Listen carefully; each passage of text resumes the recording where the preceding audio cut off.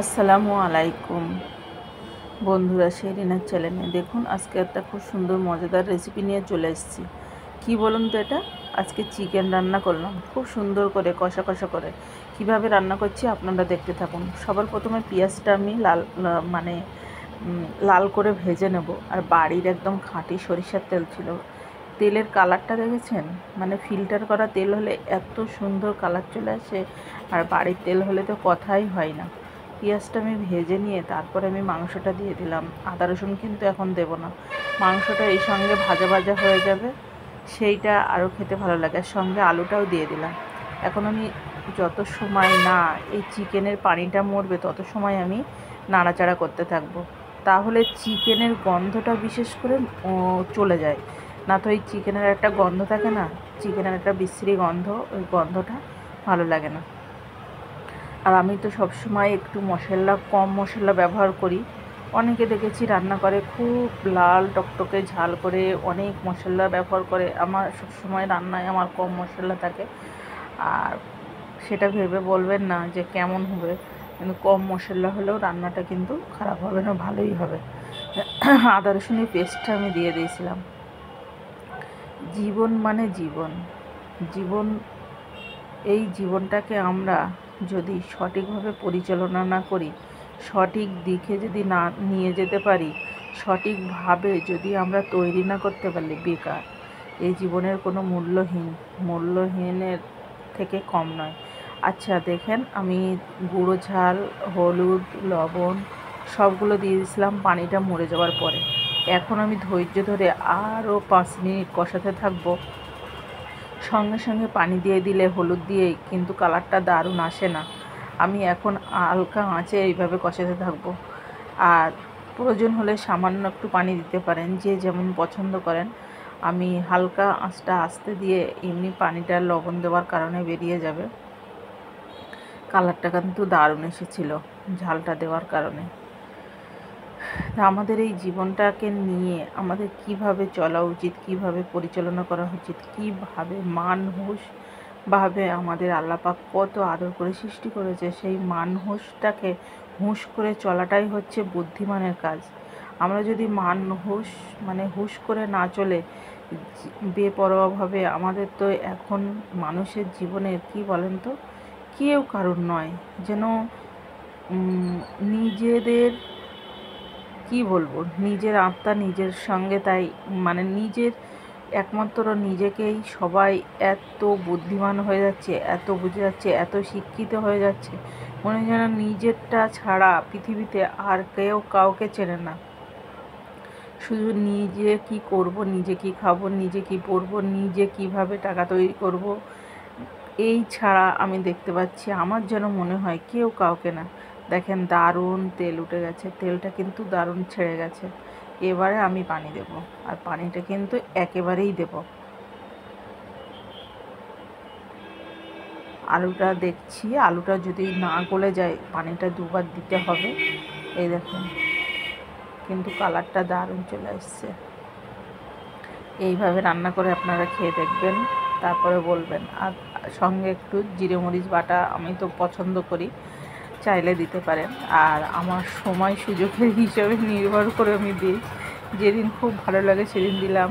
আর রান্নাটা কিন্তু দারুণ করেই রান্না করেছি।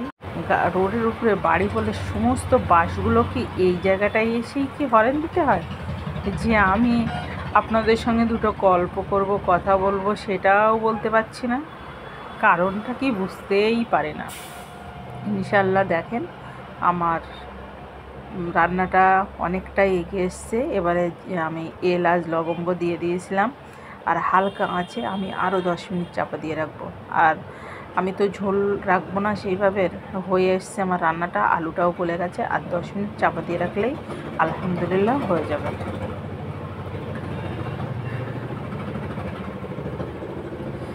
ভালোবাসেন, নিজেকে ভালোবাসেন, কেউ আপনাকে ভালোবাসছেন না, নিজেকে তৈরি করছেন, ঠিক আছে, কিন্তু এমন কিছু করবেন না যে আপনাকে দেখে সবাই খারাপ বলবে, খারাপ ভাববে, সেটা থেকে দূরে থাকবেন। আর উপরে ধনেপাতা দিয়ে আমি নামিয়ে নিলাম, হয়ে গেল। আর এবারে আমি কি রান্না করব বলুন তো, আপনাদের সঙ্গে শেয়ার করছি। এবারে আমি প্রথমে তেল দিয়ে জিরের ফোড়ন দিয়ে পেঁয়াজ ঝাল দিয়ে দিয়েছি। আর এই পেঁয়াজ ঝালটা একটু হালকা লাল হয়ে গেলে আমি একটা মানে আদা রসুনের পেস্ট অল্প করে দিয়েছি। আর এবারে আমি কি করব, লাউ রান্না করব, স্বাদের লাউ নাম রেখে দিয়েছে কেন বলেন তো? আমার নবী পাক তো লাউ খেতে খুবই ভালোবাসতেন। আর এই লাউ দিয়ে কিন্তু অনেক রকম পদ রান্না করা যায়, অনেক অনেক অতুলনীয় পদ। আমরা তো সবে শুধু একটু মানে এইভাবে রান্না করি, ডাল দিয়ে রান্না করা যায়, মাছ দিয়ে রান্না করা যায়, মাংস দিয়ে রান্না করা যায়। এই লাউটার কিন্তু গুণ অনেক, প্রচুর গুণ, মানে গুণে ভরা। এই জন্য লাউটা সবাই স্বাদ করে ওর নামটা দিয়েছে। আমি ঠিক জানি না কে নাম দিয়েছিল, যেরকম নাম শুনেছি যে বলে স্বাদের লাউ। তা সে যাই হোক বন্ধুরা, আমি লাউটা কিন্তু এইভাবে কষিয়ে নিচ্ছিলাম। আর লাউটা কিন্তু খুব তাড়াতাড়ি গলে যায়। লাউ রান্না অনেকের দেখেছি, আমি আমার মতন করে রান্না করলাম। মনে হচ্ছিল যে এইভাবে রান্না করি কেমন হয় দেখি। আমি কিন্তু বেশি পছন্দ করি লাউটা মানে ডাল দিয়ে। সত্যি কথা বলতে কি, মোছা ডাল, লাউ ডাল আমার খুব প্রিয়।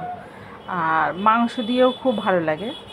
তাই এইভাবে আমি আজকে রান্না করলাম, কেমন হয় আপনারা বলবেন। আরে দেখেন লাউতে কত পানি বেরিয়েছে, এই পানিতেই আমার লাউটা গলে যাবে, আর আমার কোনো পানি ব্যবহার করতে হবে না।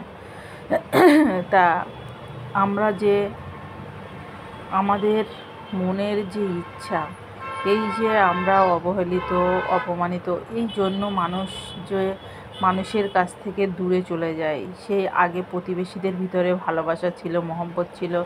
আগে বলেন তো, পাড়ায় যদি একটা কল থাকতো, সেই কলটা ইউজ করে সারা পাড়াটা চলে যেত। কোনো হয়তো একটা বড় লোকের বাড়িতে একটা কল আছে, এখন বলেন প্রতি বাড়িতে কল, পানির কোনো অভাব নেই, কিচ্ছুর কোনো অভাব নেই, খাওয়ার অভাব নেই, কিন্তু মানুষের মনে শান্তি নেই। তাও মানুষের মন থেকে হিংসা যায় না। আগেকার মানুষ কত সরল ছিল, তাদের মনের ভিতরে কোনো হিংসা ছিল না, কোনো মানে কি বলবো, উদারতা, এক কথায় উদারতা ছিল, যে মানুষকে আমরা ভালোবাসবো। মানুষের এই শিক্ষাগুলো স্কুল থেকে সব ফ্যামিলিতে বাচ্চাদেরও দিত। কিন্তু এখনকার গার্জেন, আমি বলি আর যেই বলেন না কেন, বাচ্চাদের একটাই শিক্ষা, মনে হয় টাকা পয়সা ইনকাম করতে হবে, তোমাকে নিজেকে বাঁচতে হবে, নিজেকে তৈরি করতে হবে। তুমি কাউকে কে কে তোমাকে ভালোবাসছে না, তুমি কাউকে ভালোবাসার দরকার নেই, নিজেকে ভালোবাসো, নিজেকে তৈরি করো। এইগুলো আমরা শিক্ষায় দিচ্ছি কেন? এই সমাজ, এই যে আমরা সমাজটা তৈরি করেছি, এই সমাজের মানে এই একটা চলন চলে এসছে, যেন কেউ কারুর পাশে থাকবো না, কেউ কাউকে, কিন্তু এটা তো ঠিক নয় না। আমরা হুশ করে চলাটাই আমাদের কাজ। আলহামদুলিল্লাহ রান্না হয়ে গেছে। আল্লাহ হাফেজ, অনেক জ্ঞান দিলাম।